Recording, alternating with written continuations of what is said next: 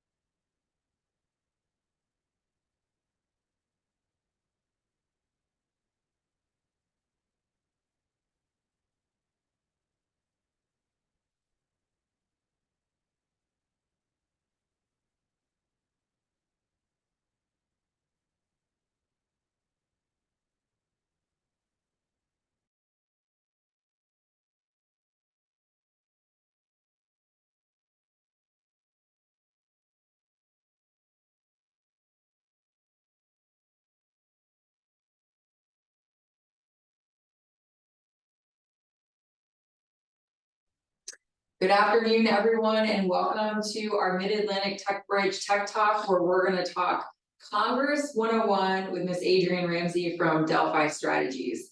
Couple housekeeping items. We ask that you stay on mute, keep your camera off, and as you have questions, if you could post them in the chat, that makes it easier towards the end. We can just kind of go through quickly. If it wasn't answered during, we can get those answered at the end of Adrienne's presentation.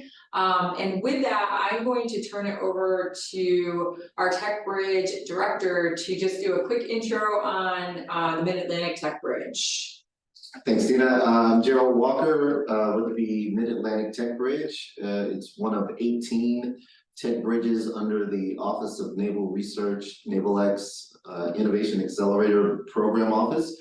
Our primary mission is to identify Navy problem sets and potential solutions within the innovation ecosystem of our region, of the Commonwealth, along with the other 18 tech bridges that we are networked with across the country. The Mid-Atlantic Tech Bridge is composed of 3 representatives from 3 different warfare centers, myself from the NIWC Atlantic, Dr. Julie Stark from NSWC Carter Rock, and Joanne Pilcher from NSWC Dahlgren Dam Neck Activity.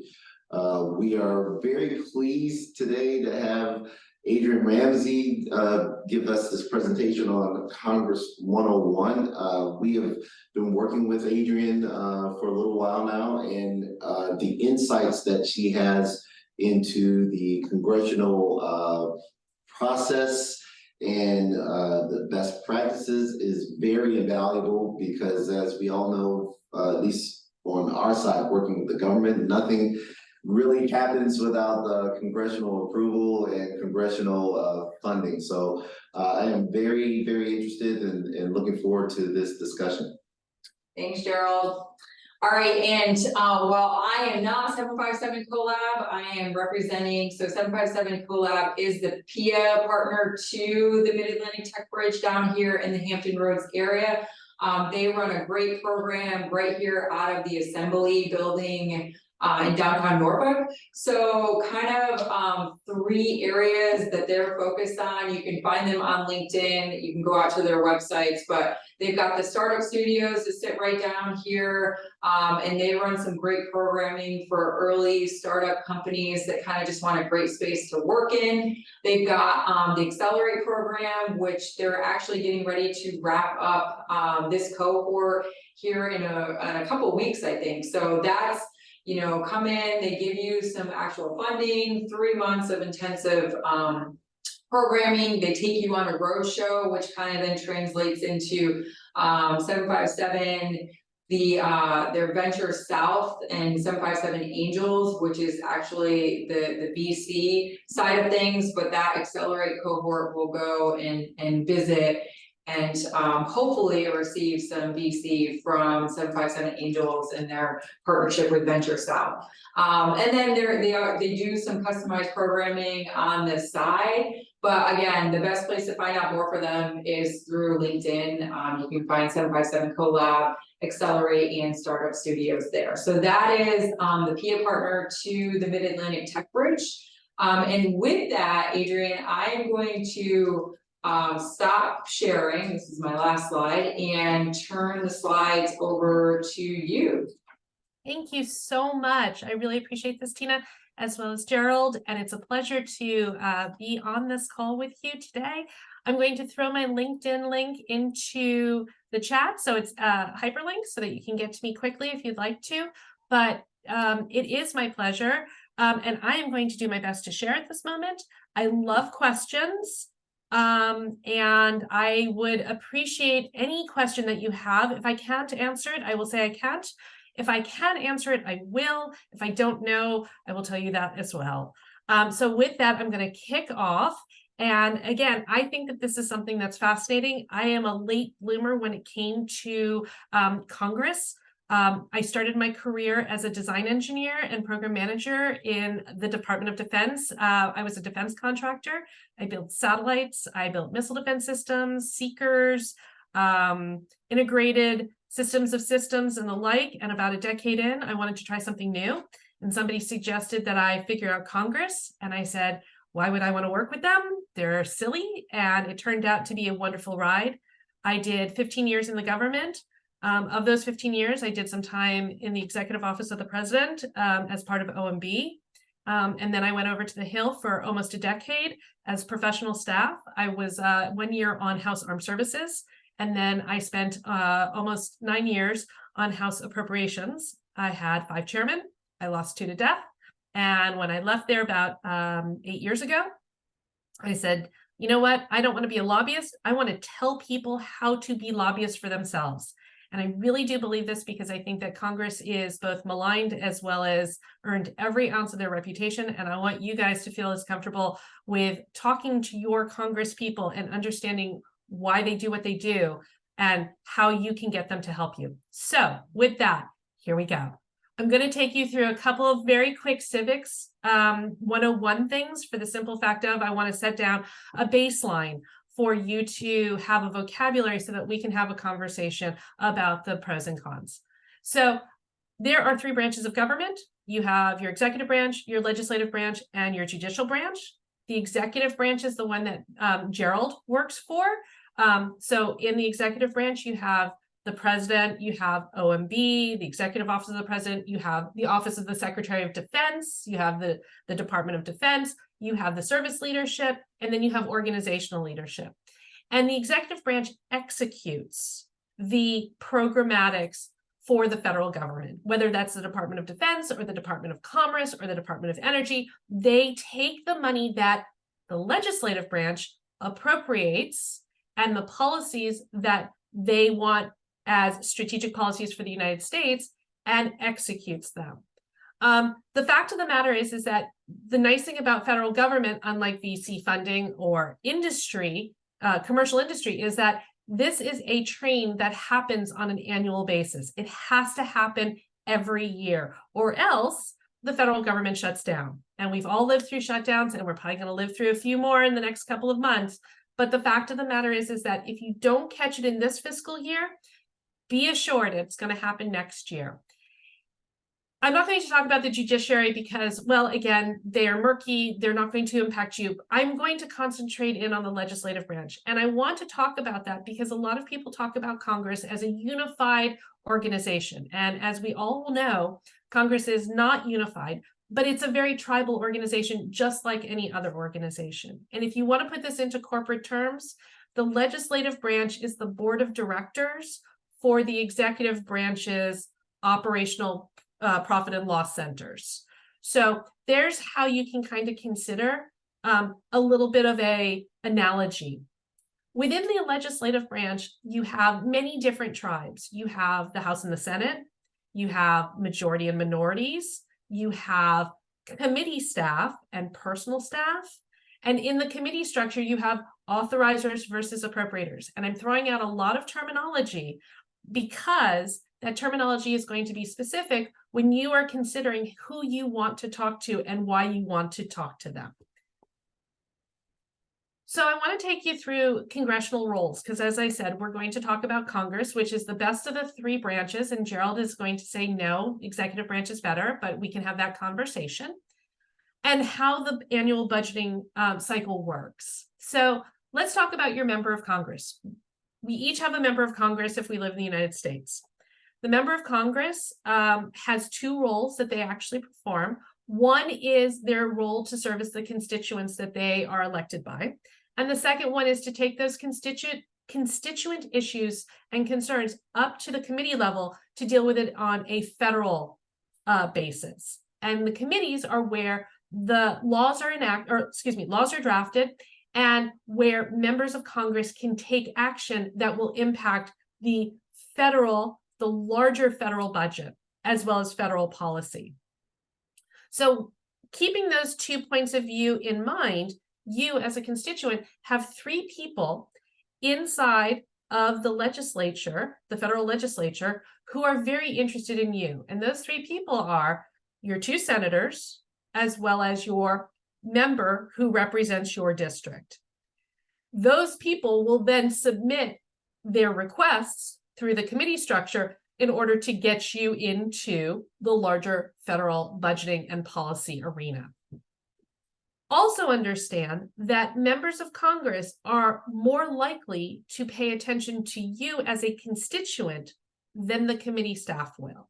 And there's nothing wrong with talking to committee staff, but if you talk to people who interact with Congress a great deal, they're like, oh, no, you need to talk to committee staff. However, because you are a registered voter, and if you are not, please become one, you will need to develop a relationship with your member of Congress for them to have an interest in helping you. There are a lot of words that are thrown around with regards to the annual federal budget. And I'm going to break down some of them. And I'm going to talk in a vocabulary, which, as I said, this is Civics 101, such that you understand if you are looking for money from the federal budget, from the federal government, and you are going to go down a congressional path, knowing who you need to talk to is equally important as knowing when to talk to them and how to ask for what you want. So in the committee structure, you have 2 different types of committees. You have policy committees or authorizers, and then you have money committee, and there's only one called the appropriators. Most of the committee structure in Congress are policy committees. So committees like the Budget Committee or the Armed Services Committee or Ways and Means are all policy committees. As I said, there is only one committee in the House and one committee in the Senate that deals with actual cold hard cash, and those are the appropriators. However, both of them are critical in federal budgeting. So I'm going to talk a little bit about some nuanced terms. We'll talk about, first of all, the president's annual budget request, which drops in early February. And that is when the administration makes a request to the Congress for annual deliberation. This happens every year.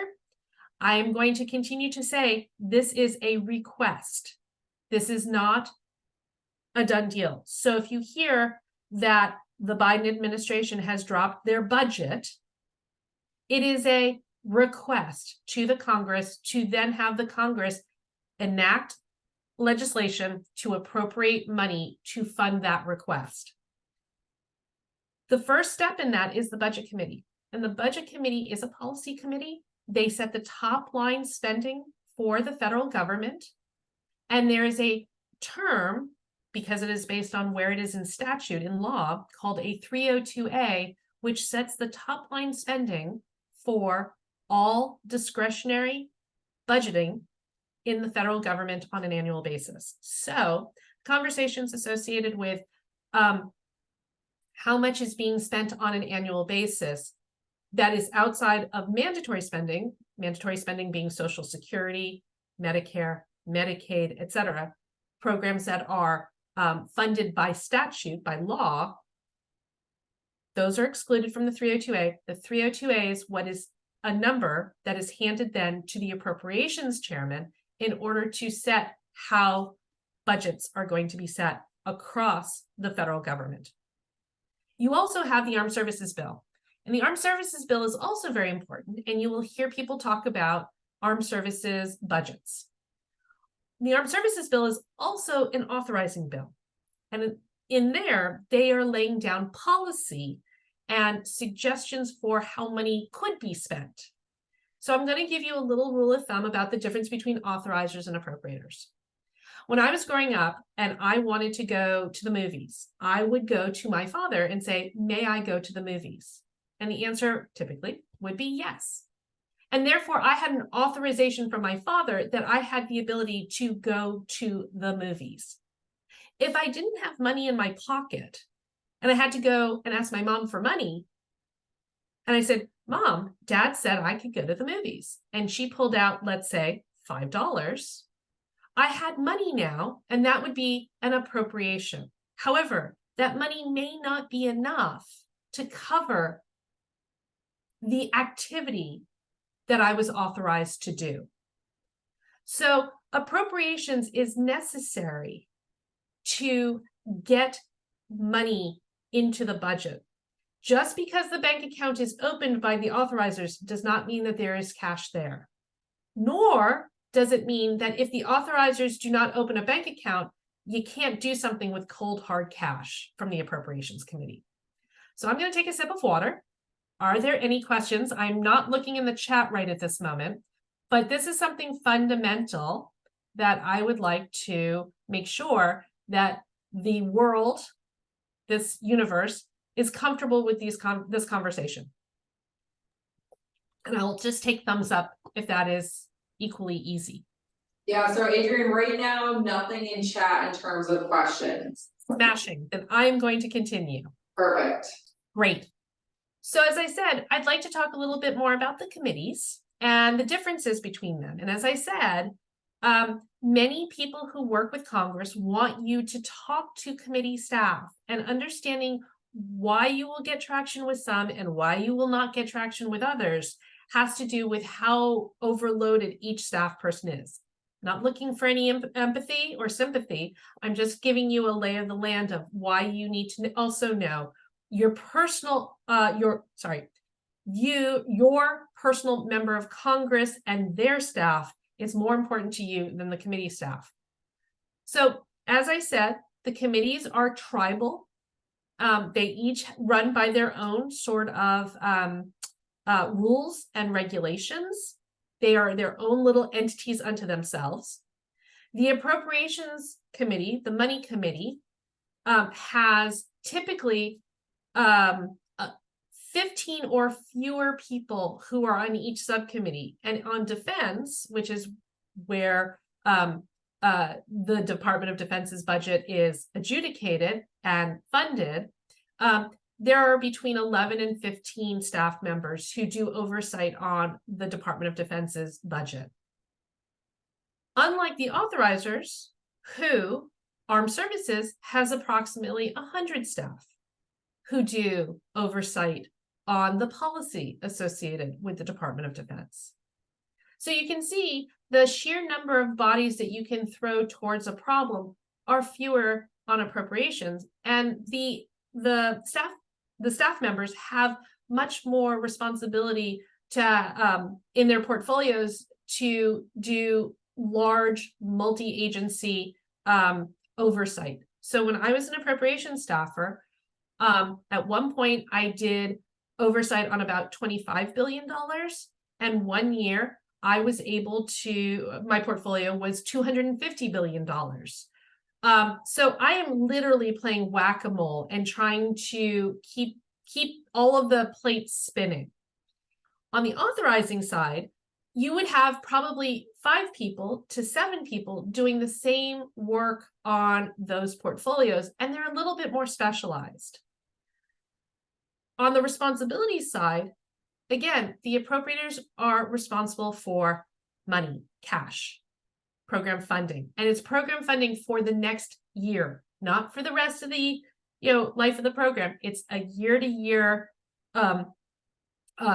cycle where the authorizers should be looking at the larger policy and authorities of programs of the department, of the organization.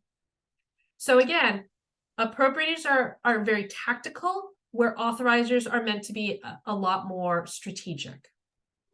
Adrienne, while you're right there, Miles had a question. And I think maybe just to clarify, is staff the support to the members or does it include the members? I love the question. So staff is support. So for example, I worked for 3 full committee chairmen, both Democrats as well as Republicans, during my tenure on appropriations. I was then matrixed into the Appropriations Subcommittee of Defense. So the chairman of that defense subcommittee used me as a subject matter expert and a foot soldier in order to take the budget apart, ask questions on their behalf, make recommendations to them for how the budget should be allocated, then do the negotiations with the Senate staff in order to come to a final number for the annual appropriation. In addition to that, I would generate reports, as well as hearing questions, as well as travel with them, and basically be, their eyes and ears into the federal budget. Now, on the authorizing side, they do the same thing. They might have more people who are more specific. So I knew somebody over there who had worked on the Joint Strike Fighter program and had been an government, I think he was uniformed on Joint Strike Fighter, and he had incredible depth into the programmatics associated with Joint Strike Fighter. So again, think of a member of Congress as an executive, and you have your support staff who does the day-to-day minding. That doesn't mean that members of Congress don't necessarily take interest into programs. They do, especially when it influences their constituents.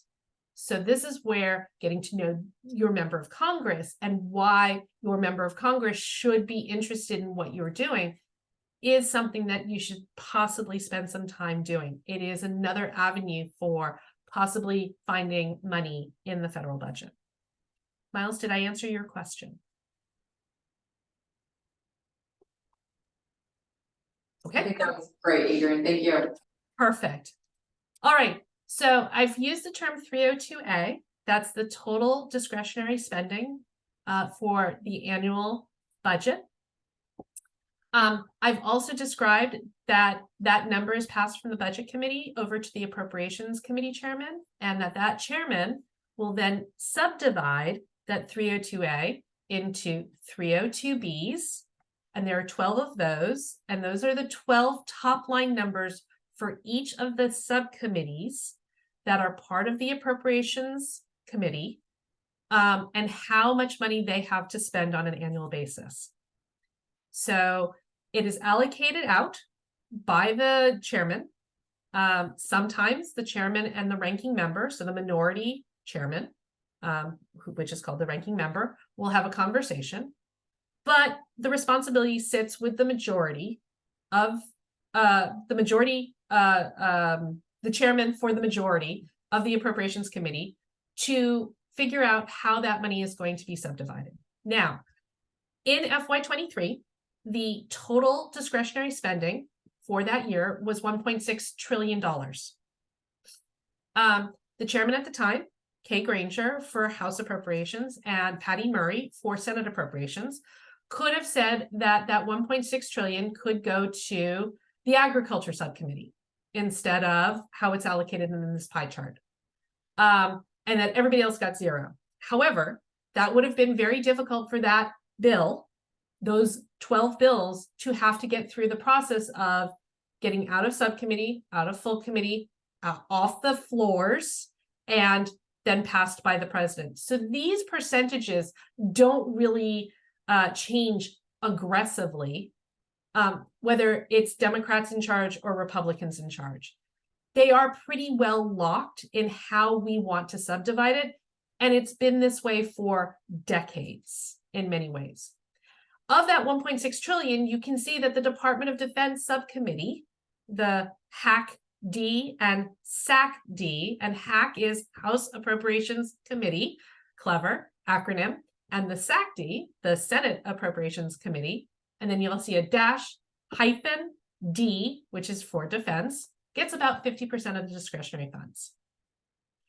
This is set, as I said, on an annual basis. And right now, the conversations that's going on in the House about appropriations bills are about these percentages and how much of that top line, they're trying to bring that top line down, but also how these percentages get laid out. As you can see, defense is 50% of the discretionary budget. The other 11 subcommittees are divided up accordingly. I will also state this. You will hear occasionally after a hurricane or what's going on in Ukraine or the Israeli-Hamas situation, that there are emergency funds being requested or supplementals. Those numbers are outside of this top line 302A allocation because they are designated emergency. So it is above and beyond this number. I see that the chat has another question. Oh, thank you, Miles. I really appreciate that. All right, so I'm going to move on because you probably are going to be hunting in that 50% of that discretionary budget. Inside of that budget allocation of 50%, so $800 billion, there are several appropriations accounts. And these are, I'm going to talk about 4 of the 5 that are allocated here, which include military personnel, operation and maintenance, procurement, and RDT&E. That little other slice of the chart is Defense Health Program, the Intelligence Community Management, I think system, and rescissions. And it's much smaller, but if you are a healthcare startup or whatnot, and you have healthcare-esque capabilities and technology, you're probably hunting in that part of the budget. But the fact of the matter is that for really any technology, you're going to be hunting in the R&D budget and or the procurement budget. And as you see, those are about the same size as the operation and maintenance budget. Military personnel is pretty much off the table. That is the amount of money that's already committed to salaries, as well as some healthcare benefits for military personnel and housing benefits, excuse me. But again, much like your personal budget, many people get very wide-eyed about an $800 billion budget. Most of this money is already committed to programs that are already in existence. So of this pie that we are talking about, to get a congressional earmark, you're talking about a very small piece of that $800 billion. You're talking about, 5 to 10% of it being open, free money that has the ability to be targeted to new capabilities. There are 2 paths to get there. Again, I am not saying that you should go one way or the other. I think that this is something that you need to keep in mind in order to make sure that you are covering the bases, and it takes a lot of work to do both. One is through the administration. And again, Naval X, the tech bridges, all of that infrastructure there are the ways that you can work your way in there. SBIR programs, STTR programs, etc. That's how you get into the administration's request. It has a 2-year lead time. And this is where you are going to, through these programs with the tech bridge, be able to tap into that. The second way is the congressional earmark, and that's the annual appropriations process. And this is accessible through lobbying. And I've had a lot of people who are like, I don't want to lobby. And you know what? I agree with you. I didn't want to lobby either. But this is a way for your member of Congress to support what you are doing at the federal level. And I'm only speaking of the federal level. I am not speaking of the state and or local level. those also are legislatures and people who have constituents who you should get to know.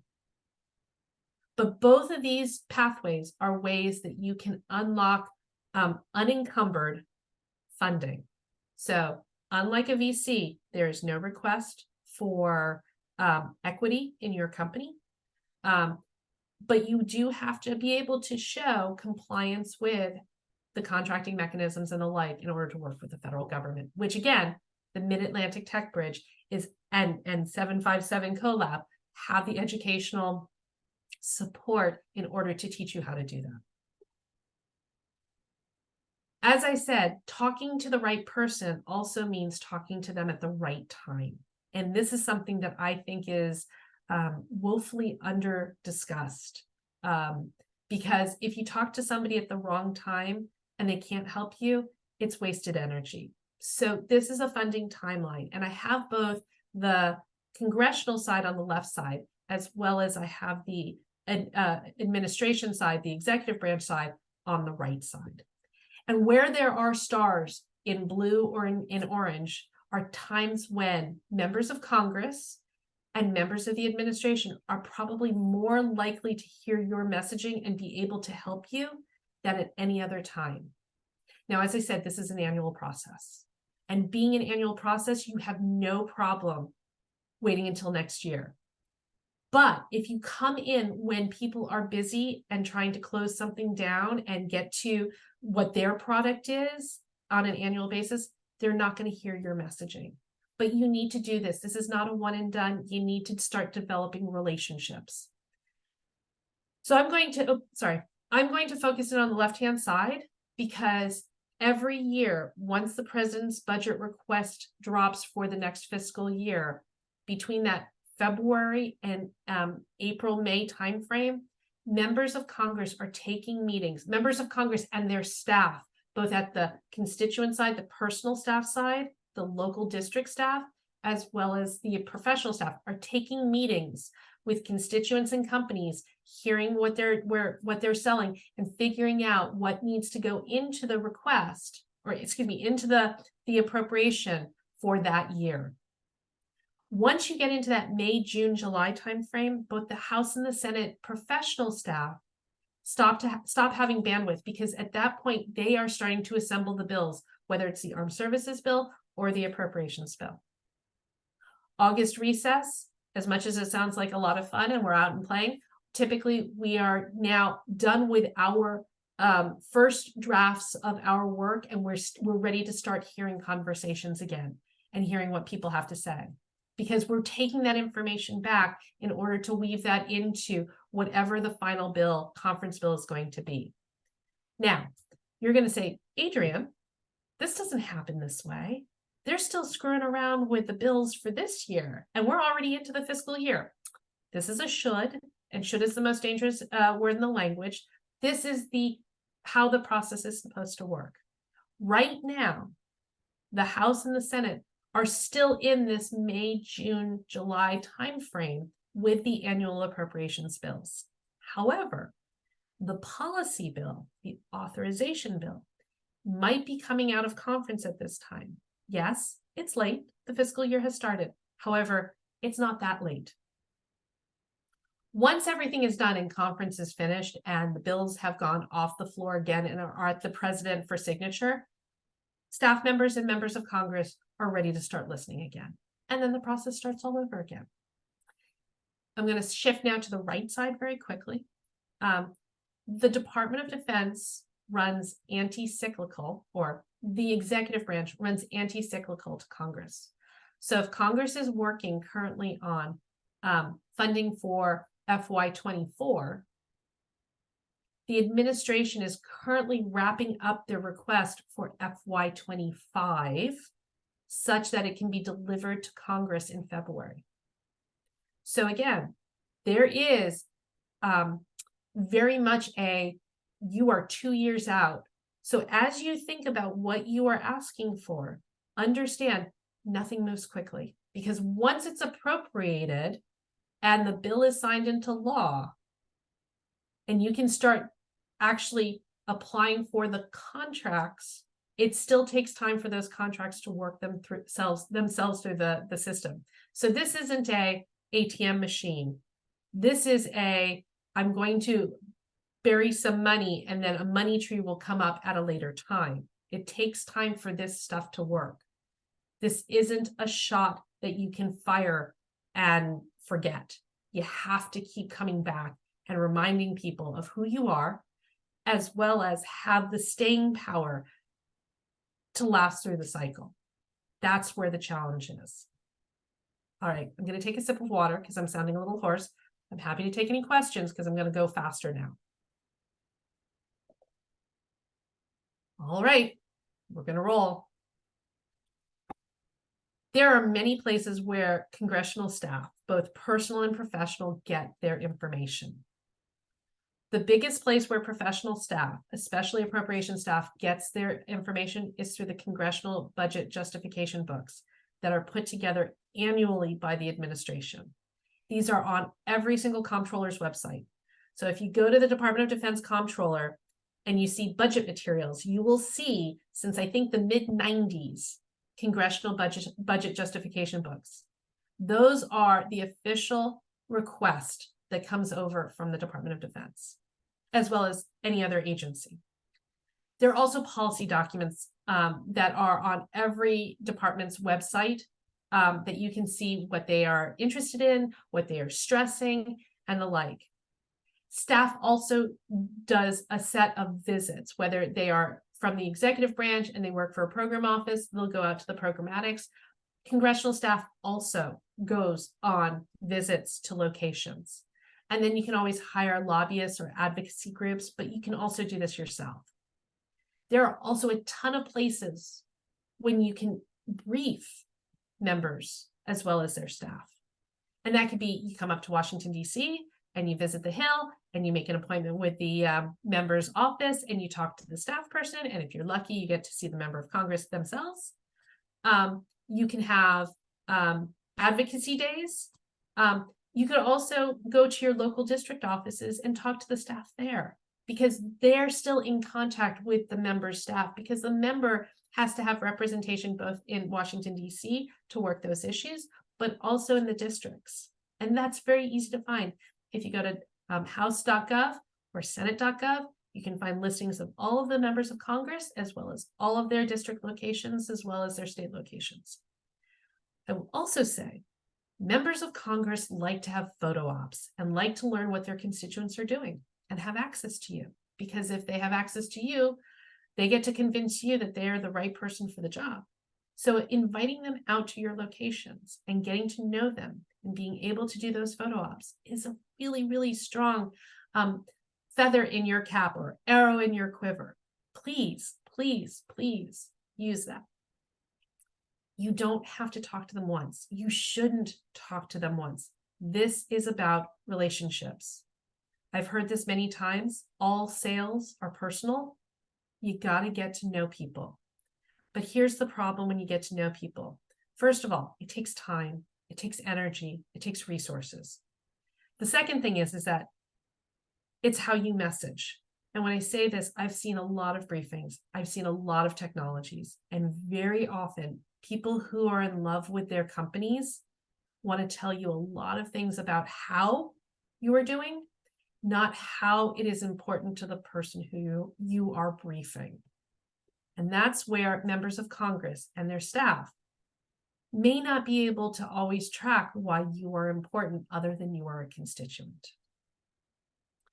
I'm going to talk a little bit more about this, but I think you guys are getting the chart pack and this is being recorded, so feel free to go back. As I said, there's a ton of documentation out there from the administration on what their funding priorities are. Members of Congress also talk an awful lot, watching their Twitter feeds as well as their personal pages that they have that represent themselves, and you can find these on house.gov or senate.gov.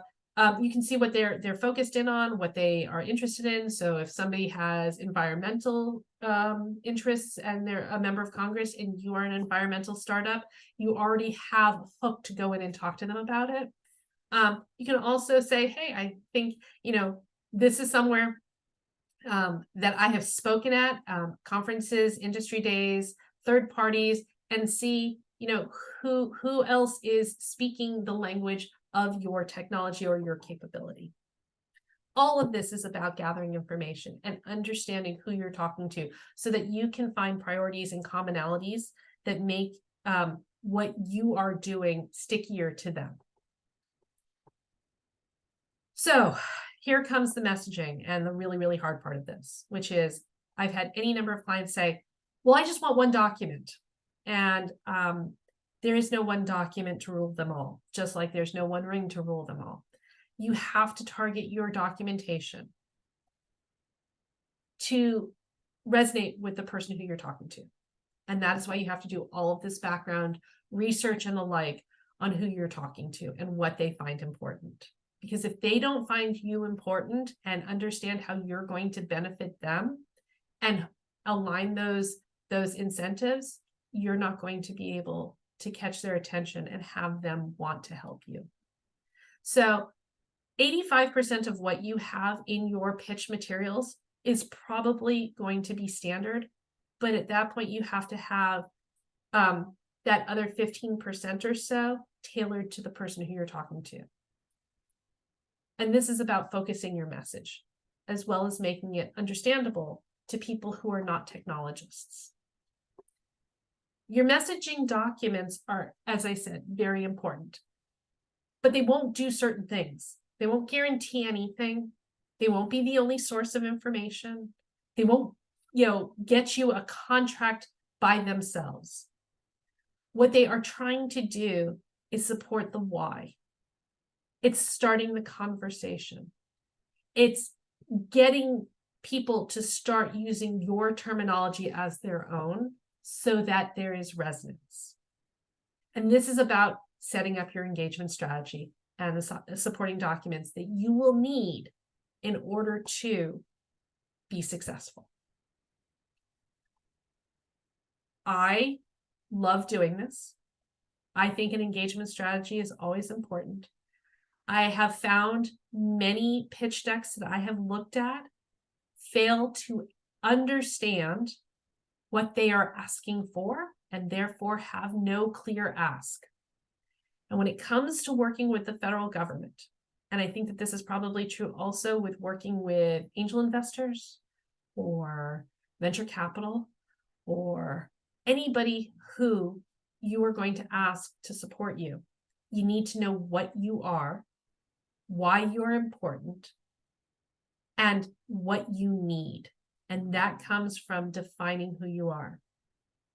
Once you have defined that and tested that out through understanding who you're pitching to and what type of resources you have inside of your organization and or your company or your network, you're going to have to go test this theory out. And that is about preparing your documentation, doing the homework on who you want to pitch to and having your messaging down, but be prepared, A, to be told no, and make sure that you have questions of how should I have done this better, which I will ask you that question after this, so that you can hone your messaging such that it becomes stickier.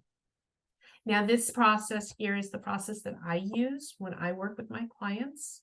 I would love to discuss it more if you're interested, but I really, really do believe it doesn't matter who you are. If you don't know who you should talk to, as well as why they should be talking to you and making it easy, it's never going to work. So sit with yourself for a little bit of time in your capabilities so that you can define out what you want to achieve with the conversation. Because if it's just education, and you don't say that you need money or you need some sort of policy change, making the assumption that somebody is going to get to that point on their own is a long shot. And then they may not do something that actually helps you. So again, come in with your ask clearly understood. And as long as you're pitching to the person who can help you, more than likely you will be successful because you will know what you are asking for. And if you're not successful, then you have the opportunity to say, tell me why I didn't get this. Was it too much? Was it out of scope?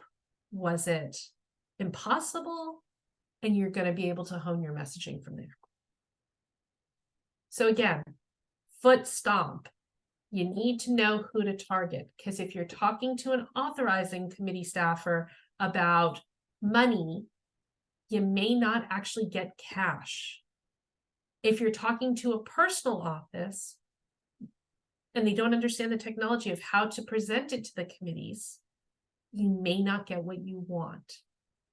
If you are talking at the wrong time, you still may not get what you want. So be very clear. So I'm gonna stop foot stopping this, but I think that this is one of those things that a lot of people get very frustrated with the process because they're not asking the right questions and they're not doing it at the right time. When you are out doing outreach, I have to tell you, one of the things that drove me crazy was getting a 50-page briefing. Clear and concise, one-page white papers are delightful.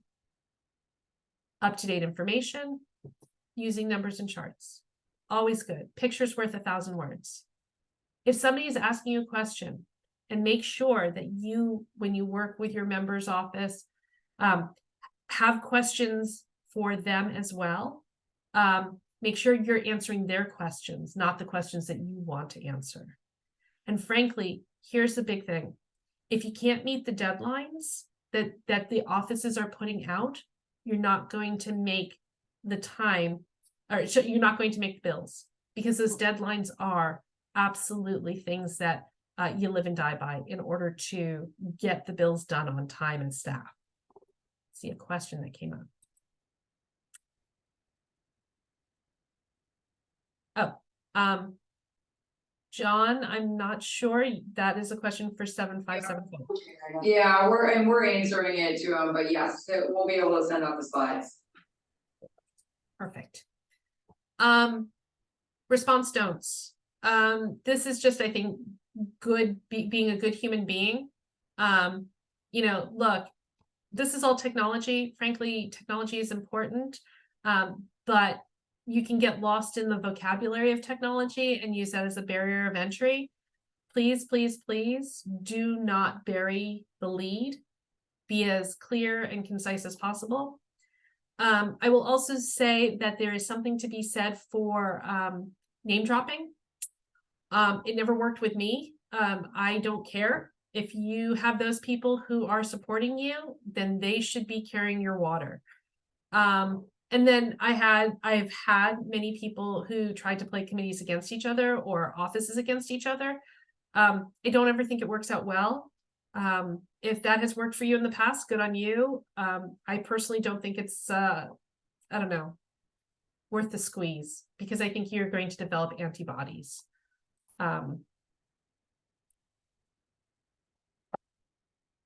I will wrap up at this point, I think. I think congressional outreach is a major part of any sort of work with the federal government. You got to know what you want. You got to know how to do it. You got to know when to do it. You got to do some work to do it. Again, this is about making sure that you have your ducks in a row such that it's easy for people to help you, as well as being open to the idea that you need to possibly pivot. And that's about it. And my name is Adrienne Ramsey. You can see that I have a LinkedIn. I'd love to get every single one of you. My company is Delphi Strategies, and I am open for conversation and questions at this time. Thanks, Adrienne.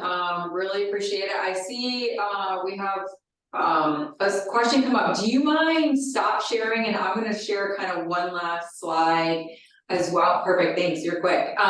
So Aaron, hopefully I pronounced that correctly, had a question of any advice for early stage startups specifically. Of course. So here's the thing. I think that there are a lot of opportunities. First of all, 757 collab.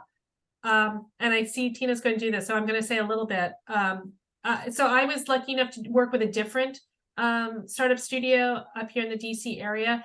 those guys have it wired. They know how to talk to you about small business funding, SBIR funding, opportunities to get in front of tech bridges and the like.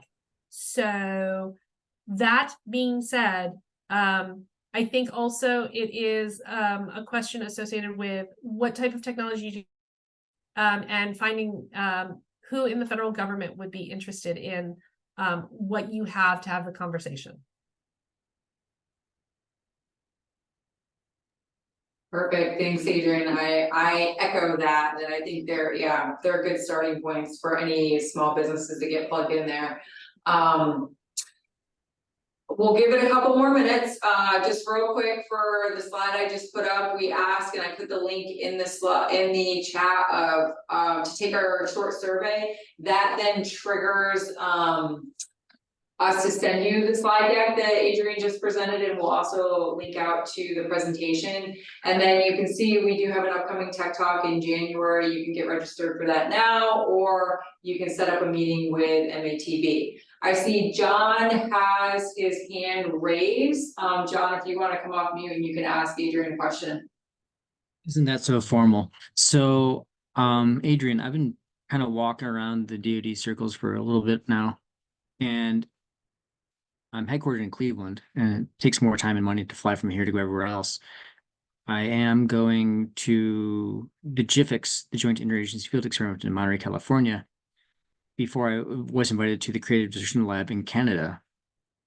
The technology is export controlled. In your gut opinion, without going deep into it, is there an opportunity there rather than a danger of doing dual use or quad use in a separate country to defend their networks?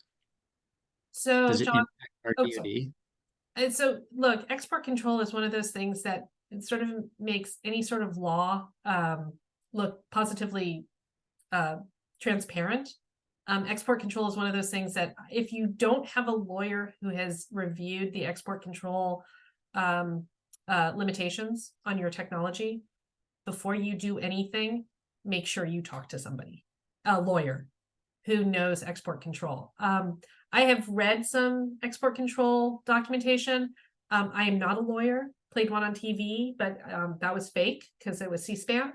But you know, there's so much nuance there, and in this environment, with the politically charged nature of it, talk to a lawyer first, please.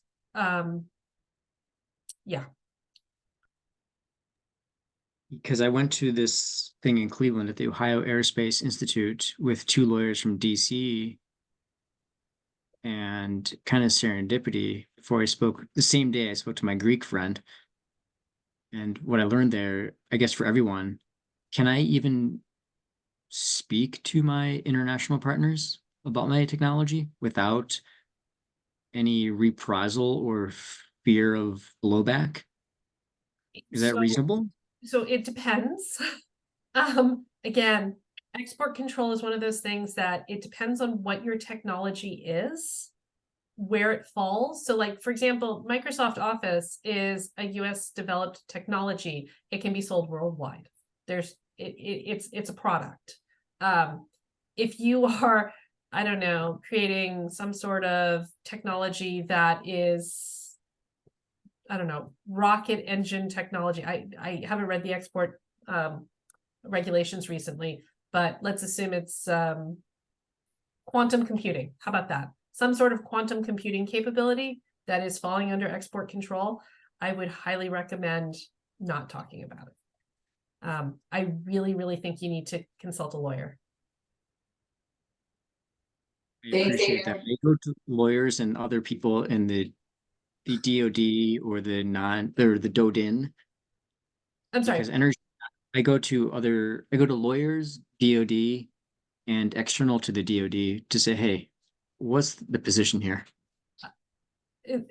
What is there a question? You're asking me for a lawyer? No, I was stating that I usually go to the lawyers or to the people in the DoD. Uh-huh. Or external to the DoD. Okay. Is that advisable to everyone else here? Well, so Like- again, not knowing the technologies, I think I have to sit with a it depends conversation. However, I think it's one of those things that it would behoove you, A, to consult a lawyer, both within the DoD, but also State Department is the one who sets up export controls. So making sure, that you are compliant if that is something that you are looking at, but also, candidly, I think that, there are now laws and or regulations associated with foreign funded technologies not being acceptable by the department, and will not receive contracts. We are in a very politically charged environment, especially when working with the Department of Defense, and as well as security charged. It is, I would say, wise for every single one of you to talk to your sponsors, if you have one, or who could be your sponsor, and get clarification of where the guidelines are and are not. And at that point, you can make your decisions of where your future clients are.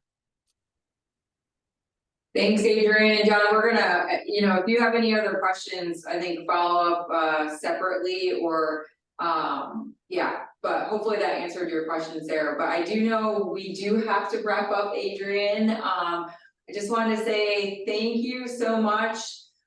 Again, everyone, the short survey will trigger us sending you the slide deck, if you could do that. And Adrienne did share her contact info, so you can feel free to reach out to her directly as well. So Gerald, any other thoughts or comments before we conclude? Yeah, I just wanted to thank Adrienne for a fantastic brief. I've heard a different version of this brief, and we've heard from Adrienne many times, and every time she briefs, I learned something different and valuable. It's awesome. I really appreciate all the great information you put out, and personally, we here at the Mid-Atlantic Tech Bridge are looking forward to working with you, moving forward to understand the congressional landscape and how to navigate it. So thank you so much for an awesome brief, and thank you everyone who took time out today to attend our Tech Talks, and please consider attending our next Tech Talk and our subsequent Tech Talks throughout the rest of the year. Thank you so much, Adrienne. Thank you. It's been a pleasure. And Nicole, if you want to take this offline, I would suggest both. All right, thank you, everyone. Thank you.